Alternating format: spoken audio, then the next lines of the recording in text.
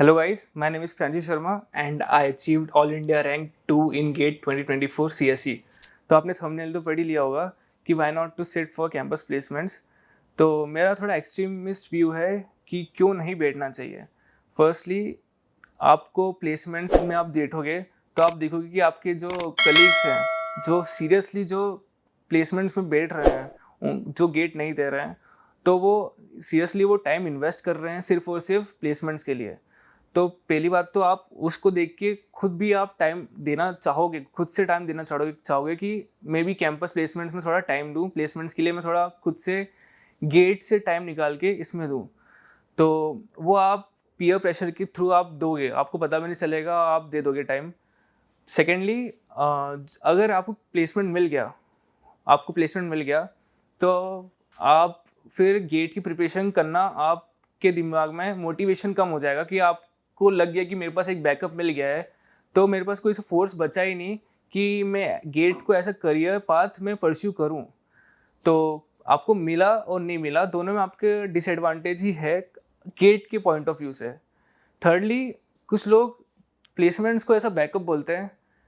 मेरे लिए ऐसा था कि बैकअप तो पहली बात तो होना ही नहीं चाहिए। अगर आप खुद पे कॉन्फिडेंस हो, विल पावर इतनी है, तो प्लेसमेंट्स, कैंपस प्लेसमेंट्स, जॉब्स आप ऐसा बैकअप रखोगे ही नहीं। मेरा ऐसा था कि मैं GSITS से हूँ, वहाँ मैंने प्लेसमेंट्स बहुत अच्छे से आराम से होते हुए देखा है। लोगों के 15 to 20 लाख का मैंने प्लेसमेंट्स मेरे फ्रेंड्स का होते हुए देखा है। तो ऐसा था कि मैंने मार्च में जो फॉर्म आते थे, कंपनीज के फॉर्म आते थे, मैंने वो फॉर्म ही नहीं भरा प्लेसमेंट्स का। तो मेरे को ना TNP से मेल आते थे, मेरे को कुछ नहीं आता था।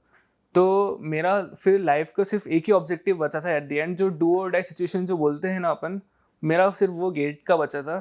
तो मैंने पूरी अपनी 100% एनर्जी सिर्फ और सिर्फ गेट को दी है, पूरी 100%। इसलिए मैं बोल रहा हूँ कि गेट में ध्यान देने के लिए आपको एक पाथ सिलेक्ट करना होगा। आप दो नाव पे पैर रख के कभी नहीं चल सकते हैं, या तो आप डूबोगे या आप दूसरे किनारे पे पहुंच नहीं पाओगे।